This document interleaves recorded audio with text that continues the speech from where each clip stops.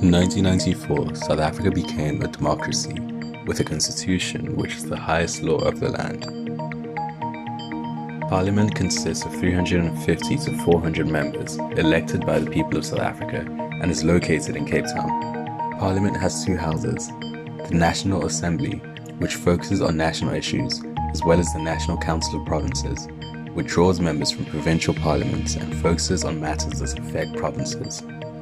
Parliament's role is to pass new laws, change laws, and maintain oversight over cabinet members and organs of state. Parliament can receive petitions or submissions from the public. Members of Parliament are accountable to the people, and Parliament allocates money to enable members of Parliament to engage with their local communities. Politicians should be accessible and should hear the concerns of the people.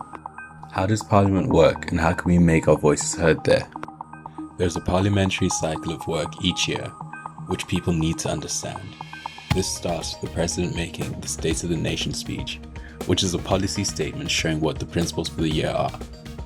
Then, the Minister of Finance makes a budget speech explaining how much money we have and what it will be spent on. The National Assembly has a number of portfolio committees, which are known as the engine rooms of Parliament, where detailed work happens. Portfolio committees examine the budget of a particular department and decide to recommend changes or approve the budget. Some committees ask for public comment to help them decide. In the National Council of Provinces, select committees look at issues that affect the various provinces.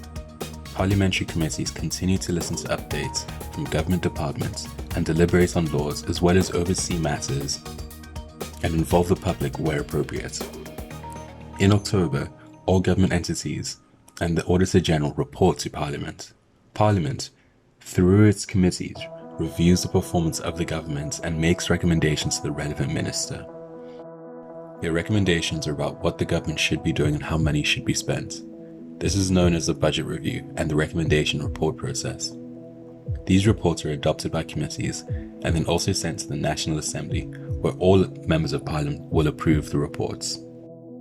Parliament is open to public, but it's difficult to access if you don't live in Cape Town. Since the COVID pandemic, Parliament has also been working remotely, and some meetings are broadcast via YouTube, but need stable internet and money for data. Parliament needs to ensure that people are able to engage with its voters. You can make a submission to a committee in Parliament to make sure that your voice is heard, and that allows you to influence the opinions of members of Parliament. Every citizen has the right to petition Parliament, and a petition is a formal request or demand for action.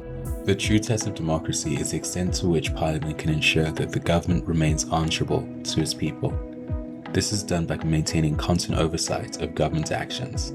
All South Africans should help to keep democracy alive and make sure that our MPs know that they are accountable to us. For more info, contact The Green Connection at www.thegreenconnection.org.za.